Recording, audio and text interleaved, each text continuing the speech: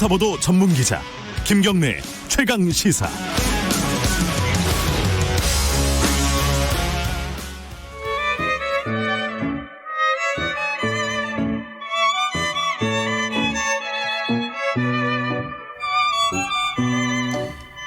진정한 보수의 가치와 품격은 무엇인지 우리 사회 뜨거운 현안을 보수의 시각으로 들여다보는 시간입니다. 보수의 품격, 윤여준 전 장관님 스튜디오에 모셨습니다. 안녕하세요. 네, 안녕하십니까.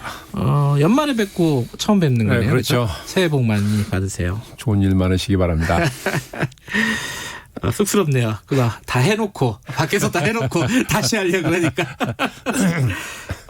오늘 여쭤볼 게 되게 많습니다. 이제 총선이니까요. 사실 뭐 보수 쪽에는 뭐 개편이 굉장히 큰 어떤 바람이 일고 있지 않습니까? 아직은 뭐 바람이 일고 있는 건 아니잖아요. 물 밑에서 아직 움직이고 있는 건가요? 뭐 물 바깥에서 움직이긴 하지만 아직은 뭐 크게 바람까지 일어나고 있는 상황은 아닌 것 같은데요. 그 얘기까지 가는데 좀 이렇게 전제로 깔게 몇 개 있습니다. 네. 엊그제 기자간담회. 대통령. 예. 네. 그거부터 한번 정리를 해보죠. 뭐 실제로 보셨나요? 아니면 나중에 뉴스로만? 못 봤어요. 왜냐하면 이제 막 시작하는 걸 보고 집에서 나가야 될 일이 있었기 때문에 못 봤는데 저는 사실 회견 일주일 전쯤이죠 아마 그 신년사가 보통 대통령 신년사는 과거에는 의례적인 얘기를 했는데 이번에는 국정 현안에 대한 설명을 길게 했어요 대통령이. 새해 복 많이 받으세요가 아니라. 예. 그래서 일주일 전에 다 설명했는데 뭘 또 기자 회견입니까? 간담회입니까? 간담회? 네, 간담회. 예. 하나 저는 그렇게 생각을 했어요. 대통령 특별히 또 강조해서 할 말이 있나? 생겼나? 그랬는데 나중에 보니까 이 검찰에 관련된 메시지를 확실하게 주고 싶은 생각이 있었던 것 같다고 느껴지더라고요. 그게 핵심이라고 보셨어요? 예. 부동산은 강력한 의지를 표명은 했지 구체적인 얘기는 그렇죠. 안 했단 말이죠. 그러니까 검찰에 관련해서는 두 가지 포인트를 강조했잖아요. 하나는 뭐냐. 검찰은 민주적 통제를 받아야 한다. 검찰의 인사권은 법무장관과 대통령에게 있다. 이 두 가지를 굉장히 강조를 했다고요. 그걸 위해서 이 간담회를 했나 할 생각이 들어갈 정도로. 그런데 저는 그 얘기를 들으면서 좀 의문이 생겼어요. 어떤 의문이요? 뭐냐 하면 문 대통령이 말하는 민주적 통제가 뭐냐는 거예요. 네? 설명한 일이 없어요. 그냥 민주적 통제라는 말을 상당히 빈번하게 사용을 했어요. 그런데 그 민주적 통제란 뭘 의미한다 하는 말을 설명한 일은 없어요. 그런데 왜 제가 그 부분에 대해서 의문을 갖냐 하면 과거에 유럽의 좌파 세력들이 국가에 대한 민주적 통제를 강조한 시절이 있었어요. 표현 그대로 데모크래틱 컨트롤이에요. 똑같네요. 우리 말이랑. 똑같아요. 그 국가에 대한 민주적 통제를 굉장히 강조한 시절이 있었는데 그때 그 사람들이 얘기했던 민주적 통제란 데모스에 의한 통제, 즉 민중적 통제를 의미했던 거예요. 이건 의미가 굉장히 달라진다고요.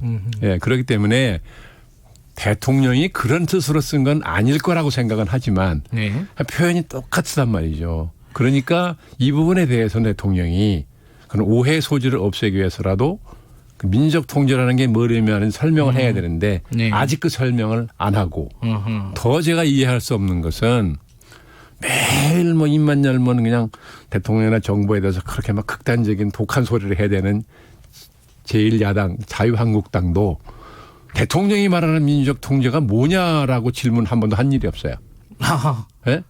또 보수 언론도 이게 뭐냐고 따져봐야 되는데 언론이니까 전혀 그런 의문을 제기하지 않더라고요. 저는 이거 더 이해 못하겠다.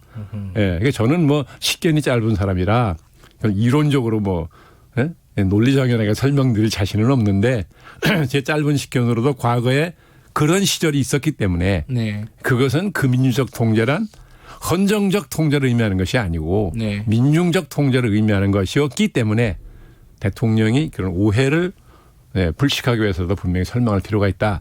저는 그런 걸 느꼈고 또 하나 이제 인사권 네? 예. 법무장관 대통령한테 있다는 건 맞죠. 당연히 맞고. 지금 뭐 인사 때문에 지금 약간의 문제가 생기고 있습니다. 그러니까 뭐 존중받아야 된다는 건 맞습니다. 그런데 그 법무장관이나 대통령이 가진 인사권이라는 것은 국민이 그죠?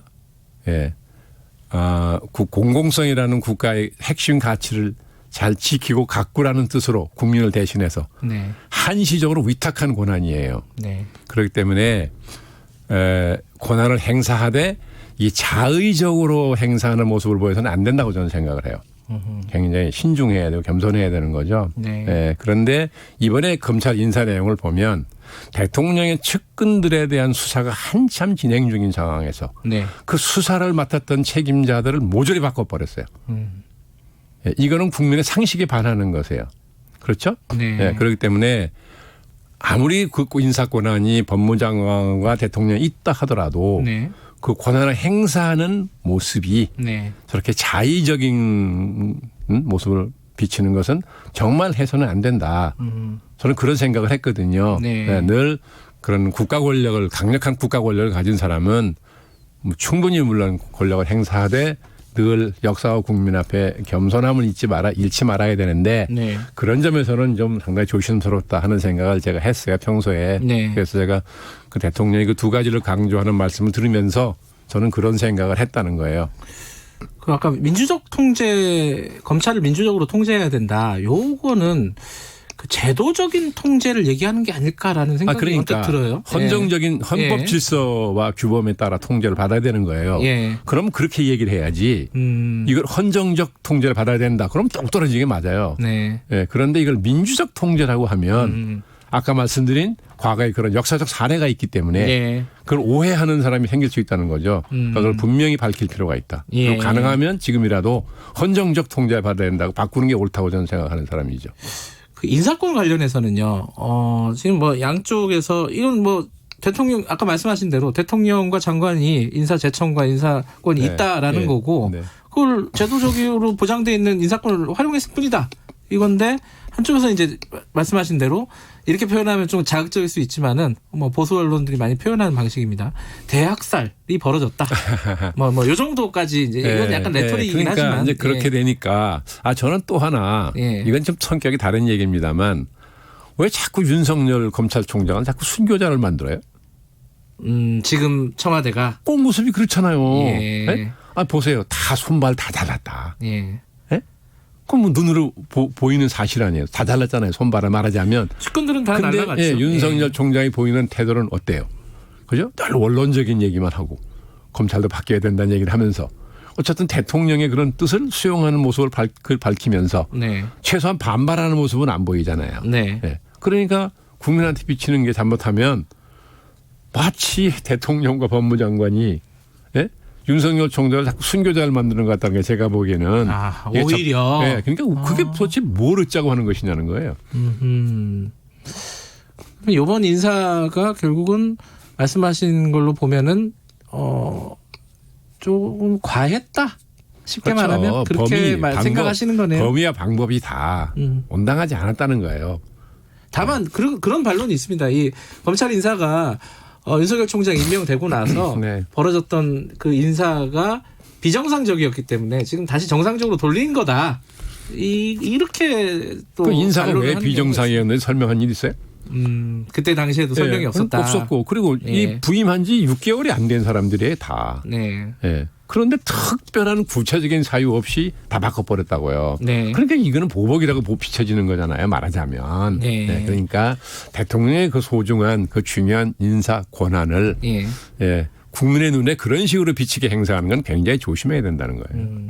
알겠습니다. 이 검찰 인사 관련된 내용은 저희들이 3부에서 또 네. 상세하게 좀 다룰 저는 뭐 예정이고요. 그 분야 전문가가 아니니까. 아니 거의 전문가십니다. 지금 말씀하시는 걸 들으니까 여러 가지 내용 또 한두 가지만 더 짚어볼게요. 그 대통령 말 중에 네네.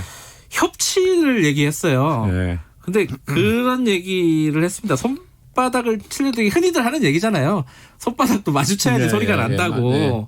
한 손으로 못 친다. 네. 그러니까 협치하고 싶어서 여러 번 시도했는데 야당에서 안 받아줬다. 이거잖아요. 어떻게 해야 됩니까? 이게 지금 상황에서 협치라는 게. 바로 이 자리에 나와서 협치 말씀을 몇 번 드린 기억이 나는데 저는 똑같은 말씀을 또 반복해 드리는 게 좀 청취자분들한테는 죄송하지만 아니에요. 괜찮습니다. 아니 협치라는 게 의회 민주주의의 운영 원리를 지키면 저절로 이루어지는 거라는 거예요. 의회 민주주의 원리라는 게 뭡니까? 복수의 정당이 각각 자기 지지 세력을 대변한다고요. 국회에 모여서. 그러면 지지 세력의 이해관계가 다르고 뜻이 다르니까 갈등이 생기잖아요. 그 생산적인 갈등인 거죠. 그 갈등을 복수의 정당들이 국회에 모여서 하나로 묶어내는 걸 하지요. 왜냐하면 대화 타협, 때로는 다수결로. 그렇지 않습니까? 그래서 국회 본회의에서 통과된 의안은 국민 전체 의사를 간주하는 거 아니냐고요. 그 과정이 진행되죠. 정당들이 자기 지지세력의 정치적 의사를 형성해서 국회 와가지고 대변하고 갈등하고 타협하고 하는 과정이 쭉 진행된다고요. 그래서 나중에 하나로 묶어져 나오는 거죠. 이 과정이 의회 민주주의 과정인 것이고 이게 협치가 과정인 거예요. 그 과정이 협치가 이루어지는 과정인 거죠. 근데 이걸 안 지킨다고요. 왜 안 지키느냐. 첫째, 야당을 국정의 동반자로 인정하지 않았단 말이에요. 문 대통령도. 그 야당을 국정의 동반자로 인정을 하고 존중하는 모습을 보였는데도 불구하고 야당이 대통령의 그런 성의, 그런 태도를 외면하고 반대면 반대만 했다. 그런데 그러면 국민이 이걸 심판할 거 아니겠어요. 여당은 그렇게 생각하는 거 아닌가요? 그러니까 선거라는 게 그 심판하는 거잖아요. 그래서 대통령이 끈질기게 그런 노력을 했어야 되는 거죠. 그런데 기본적으로는 야당을 국정의 동반자로 인정하고 존중하는 모습을 보이지 않으니까 야당은 극렬히 저항을 하는 거잖아요. 과거에 항상 그래봤어요. 민주화 투쟁할 적에도. 그래놓고 말하자면 뭐 장관제리 실청에 들어와라. 그럼 어떤 야당이 들어올 수가 있습니까? 근데 말씀하신 국정의 동반자로서 인정해 준다는 거는 어떤 거죠? 구체적으로? 야당 의사를 존중하는 거죠. 그러니까 그게 구체적으로는 어떤 건지 그게 약간 헷갈려가지고. 그러니까 대통령이 뭐죠? 무슨 뭐 협의체인가? 뭐 이런 것도 만들었잖아요. 그 만든 거는 자체는 훌륭한 거예요. 그게 만들었으면 그걸 잘 운영을 해가지고 어떻게든 야당이 좀 안 들어오려고 해도 설득을 하고 뭐 이렇게 해서 자꾸 의견을 듣고 말하고 설득을 하고 이제 이런 과정이 진행돼야 되는데 대통령은 최선을 다했다고 그러지만 제3자가 볼 적에는 그런 제도를 만들고 그런 제스처를 쓴 건 사실이나 그렇게 끈질기게 야당을 설득하려고 하는 노력은 하지 않았느냐. 예를 들면 우리가 항상 미국 대통령 예를 드는데 흔히 그런 게 보도되잖아요. 미국 대통령은 아침서부터 밤까지 주로 하는 일이 뭐냐. 국회의원 설득하는 거라는 거 아니에요. 법안을 통과시키고 해야 되니까. 심지어는 자기 당 소속 국회의원들까지도 설득해야 된다는 거 아닙니까. 거기에 모든 시간 정성을 다 대부분 쓴다는 거 아니에요. 민주주의라는 게 그렇기 때문에 참 대통령이 힘들고 피곤한 자리이죠. 그래도 국정의 최고 책임자가 됐으면 피할 수 없는 거예요. 노력이 부족했다. 일단은 저는 뭐 절대로 부족했다고 봐요. 그런데 지금 이제 집권 2기로 넘어갔잖아요.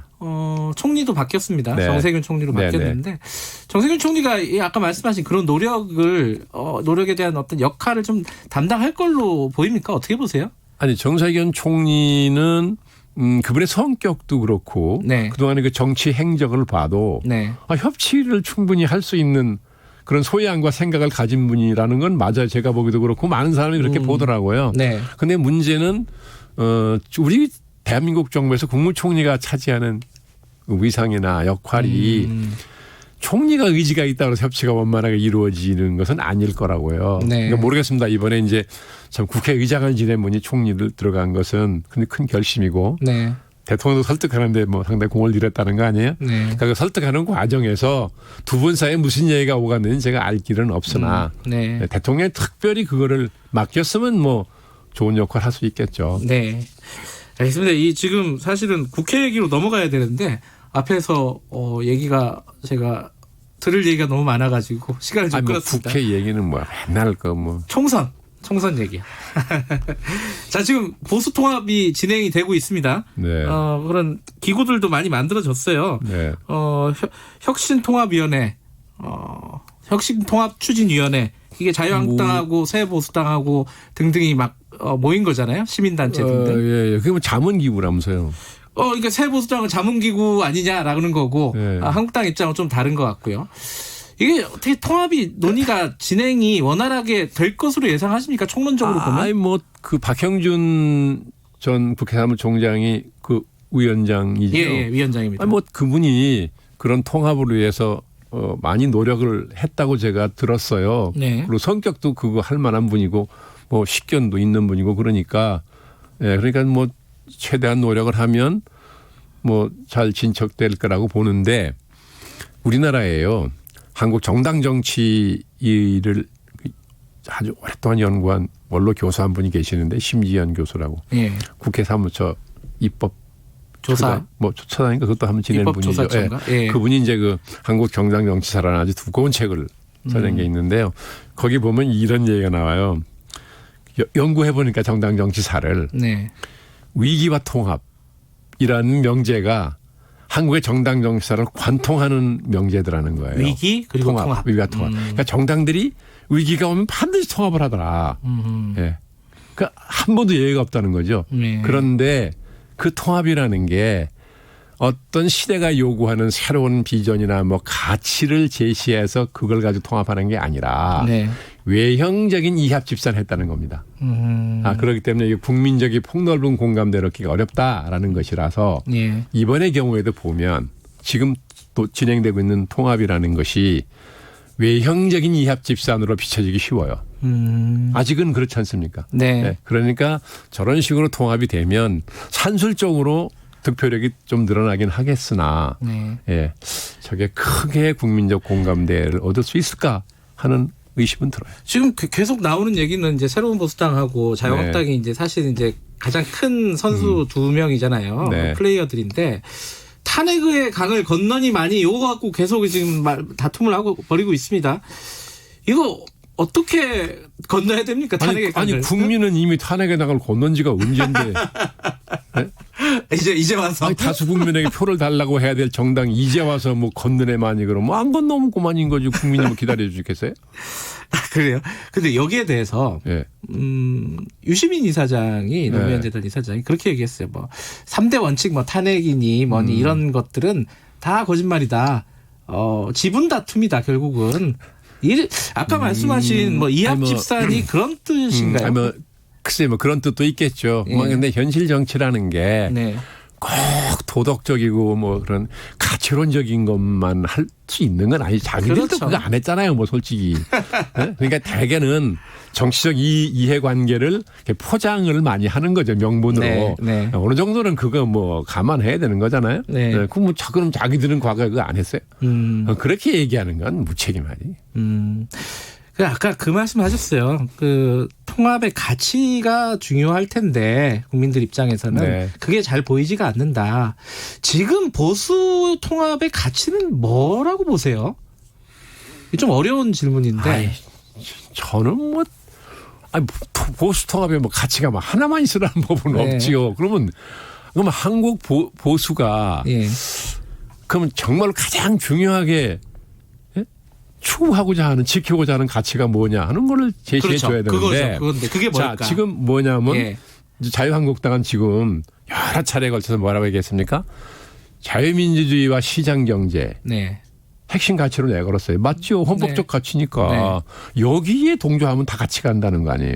근데 문제는 이게 왜 설득력이 안 생기느냐 하면 국민이 볼 때 더군다나 특히 젊은 사람들이 볼 때 네. 언제 저 세력이 자유주의와 민주주의를 지킨 일이 있냐. 아하.